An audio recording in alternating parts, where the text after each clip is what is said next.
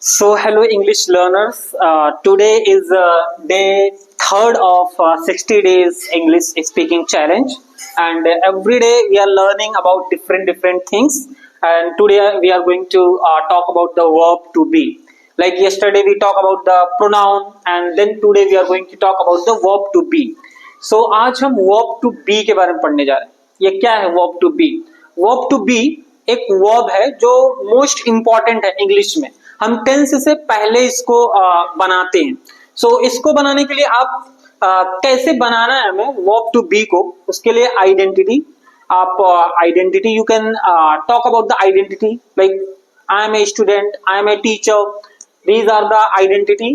Then you can talk about the feelings. I am sad, she is tired, all these things.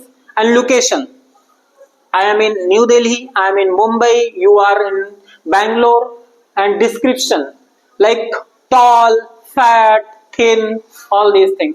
And age like I am 24, I am 29. And then time, it's 7, it's 7 o'clock. So verb to be, you can use verb to be to describe all these things. First identity आप बता सकते हो, feeling बता सकते हो, location, description, age and time. So you can describe all these things with the help of verb to be. So now yesterday we talked about the pronoun. You can see like I, we, you, they, he, she, it, and any name. So now today we are going to talk like verb to be in three, like present, past, and future. First divide. These are three times. Like if you are going to talk something, so you are going to say it in present or past or in future, which is about to come. अब तीन ही चीजों में तीन ही time है जिसमें आप बोल सकते हो वर्ब टू बी को. सो अभी हमको सेंटेंसेस बनाने हैं. हम सेंटेंस बनाने जा रहे हैं प्रेजेंट का, पास्ट का एंड फ्यूचर का, तीनों का.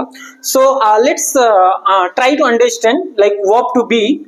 प्रेजेंट, प्रेजेंट में अगर हम सेंटेंस बना रहे हैं तो लाइक आई, सबसे पहले आई जो कि प्रोनाउन है, ले लेंगे I. And then am, is am are, आप यहां पे यूज करोगे is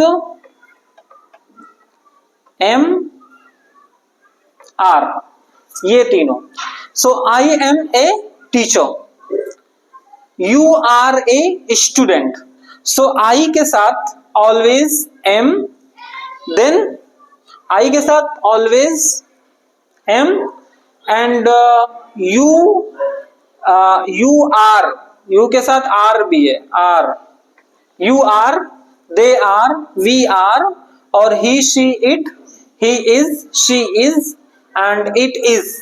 and name like Noor is आपको यूज करना है. So suppose if I am going to make one sentence like first I am a teacher and you are a student. So suppose I pick up one word you which is pronoun you, and इसके साथ हम use करेंगे are. You are, you are a student, you are a student. Yes. Then make more sentences, at least 5 sentences in each. present में और क्या sentences हो सकते हैं?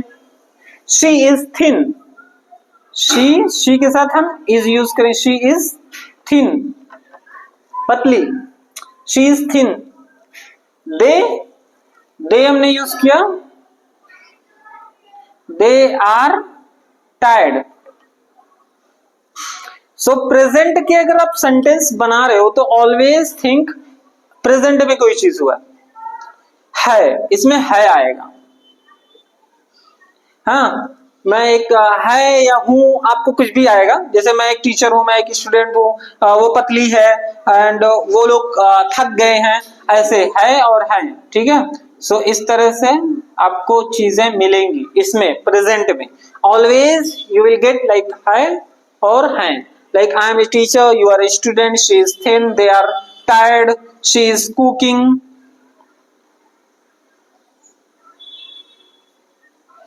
She is cooking, 2 2 4 5। So 5 sentences हो गए जो हमने प्रेजेंट में देखा कि आप प्रेजेंट वर्ब टू बी अगर आप बना रहे हो प्रेजेंट में तो है और है करके आपको ये प्रोनाउन समझना है। सबसे पहले प्रोनाउन जो कि आई वी यू दे, और उसके साथ is am are, is am are, are तो ऑलरेडी यहाँ पे था, इज एम आर, ये तीनों चीजें हम यूज करते हैं। ओके, सो ये प्रेजेंट का सेंटेंस बन जाएगा।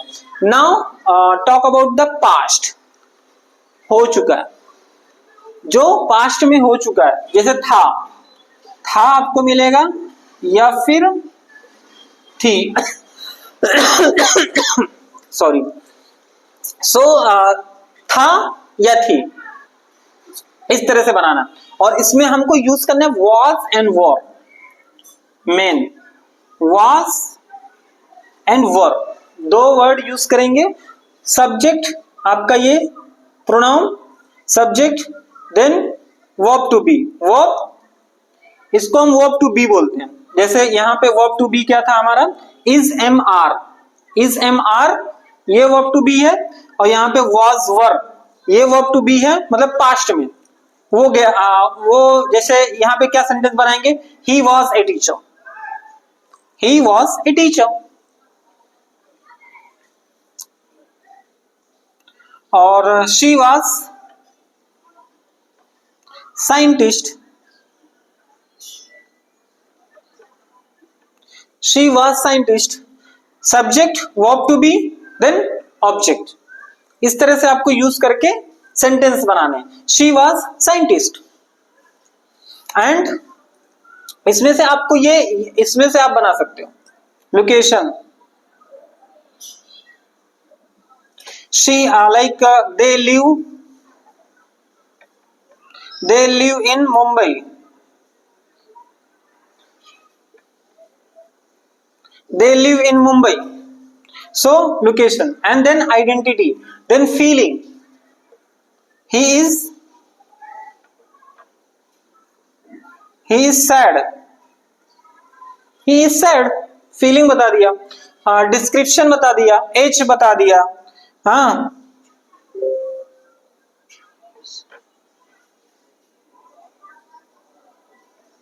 he is 24, उसकी एज 24 है। सो इस तरह से हमने सेंटेंस बनाया, पास्ट में था और थी, वॉज और वर, वर्ब टू बी लगा करके। Then now talk about the future, future में हमारा रहेगा will be, subject verb to be then object. Like I will be a teacher, same sentence, I subject will be, हम will be use करेंगे, then teacher। So now identity, I will, future में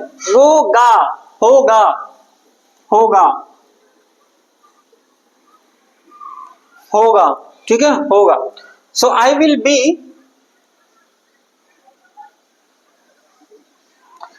be a English teacher,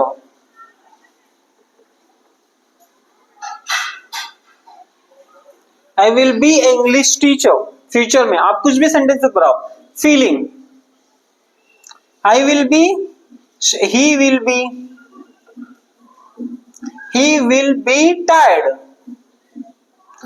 be tired, and location you can say location, he will be in Delhi, Then description, you can talk about the description, she will be fat। So now we learn about the verb to be,